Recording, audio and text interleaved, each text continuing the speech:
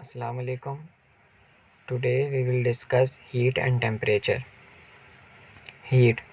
It is a thermal energy which transferred from one object to another object due to the difference in temperature. Consider we are having two objects in thermal contact. One is hotter and another is colder. The amount of energy that is transferred from hotter object to colder object, that amount of energy is known as heat. Thermal energy. The sum of all the energies of all the molecules present in a substance is known as thermal energy or internal energy. Thermodynamics. It is the study of relation between heat, work, temperature and energy. Temperature. It is the degree of hotness or coldness of a body.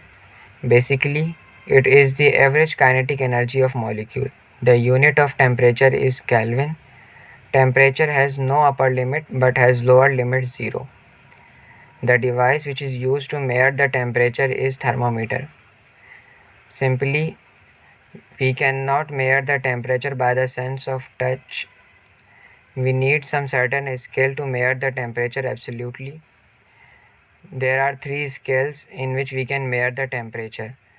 First one is Celsius, it has 100 divisions. Second is Fahrenheit, it has 180 divisions. Third is Kelvin, it has 100 divisions.